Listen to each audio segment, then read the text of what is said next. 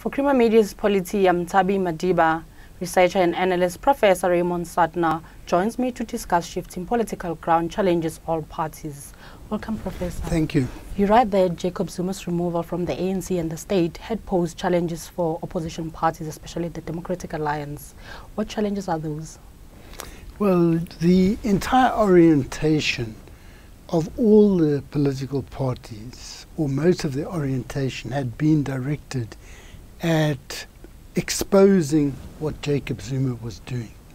Corruption, state capture, a whole lot of illegalities and embarrassing and disgraceful phenomena. So that they didn't really need to present their own identity. Their identity was expressed through hauling Zuma to court, through continually asking questions that were intended to expose irregularities and things like that.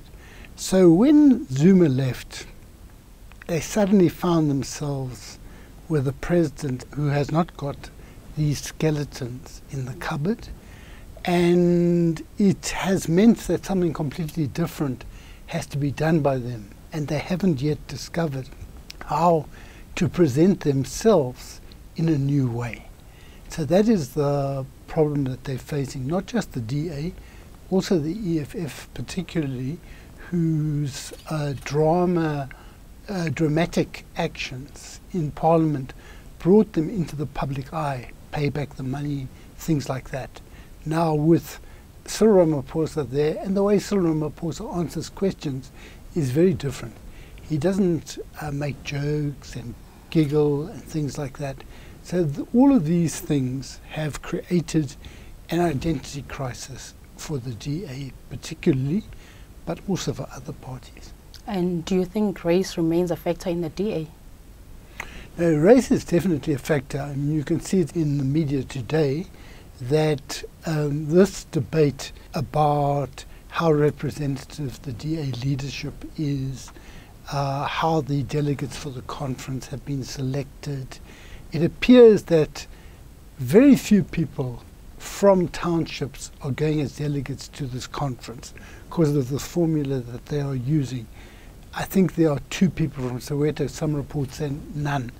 And some of the members of DA are opposing an amendment that Musi Maimane wants, introducing universality as a basic value of the DA. Now, universality is a code word for being representative of all the qualities, including population groups of South Africa. And they believe that a person must be judged by who they are, not by what race they are, things like that. So it's raging on. And I think that underneath it, there is a reality that whites are calling the shots within the DA, and this is the resistance to it. All sorts of sophistry is being used to deny that race is important, but if you speak to any of the young black people in the DA, you will hear that it is very important. So do you think the DA's procedure for the selection of the delegates for the DA's April National Congress is fair to work against township members?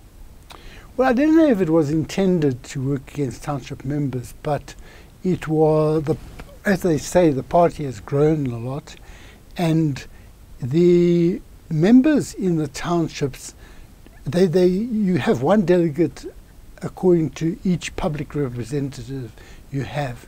Now, if there's no public representative in Soweto, even if you have 2,000 members, those 2,000 members in branches are not represented in Congress, in their Congress. So consequently, the DA Congress is weighed against the voice of a very important sector. It's a very important sector if they want to win power or avoid the ANC getting 50% or win Gauteng or other areas with a lot of African people and black people in general in the area. So I think their formula may not have been intended consciously in the beginning to exclude black people, but over time it has come to be loaded against them. So can we say the DA is white-controlled party? No, I do think it is de facto white-controlled. You have the situation where when anything important is announced, it tends to be announced by James Self on his own, or James Self with Mmusi Maimane on the side. If, for example, they're going to appeal a court decision, James Self runs the show. All sorts of things done by James Self as federal chair. Now, constitutionally, that may be senior to being leader of the party.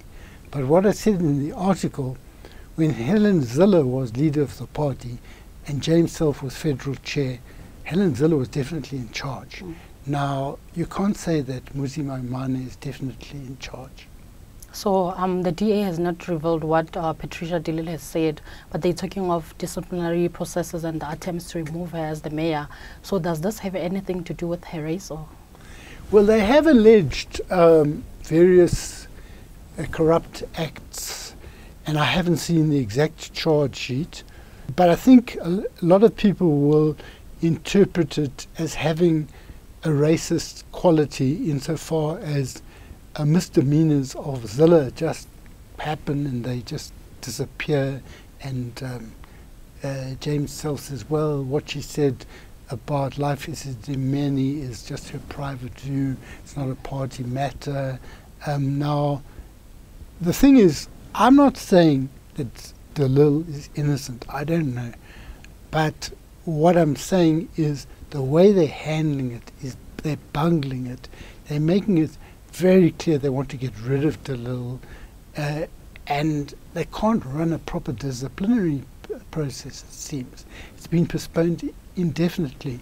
So a lot of people will interpret it as having to do with race.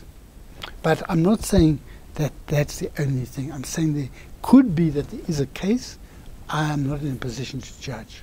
And lastly, what can you say about the EFF's reasons to remove Athol Tulip as the Nelson Mandela Bay, as we know that land was not part of the agreement between the DA and its alliance partners? Yeah, well, you know, the thing is that even if the EFF gives reasons that are not consistent with what they agreed, I don't know if they had a formal agreement even, the thing what it points to is the fragility of the DA's 2016 victories. Those were not victories of the DA on its own. They were victories of the DA in alliance with other parties. Now, the DA has not managed to manage those alliances in a respectful way, quite apart from whether it supported land or not. Some of their actions have been very arrogant, and I think what they must be worried about now is if the EFF can do this in Nelson Mandela Bay, they can also do it in Johannesburg and Tshwane. And, you know, one doesn't know what EFF will do, whether the reasons will be logical, justified or not. You know, I don't see that land was part of their agreement. However, it doesn't matter in the sense that they don't really have a binding agreement with the DA, so they can do this. Thank you, Professor. Thank you. That was Professor Raymond Suttner speaking to Creamer Media's Polity about shifting political ground challenges all parties.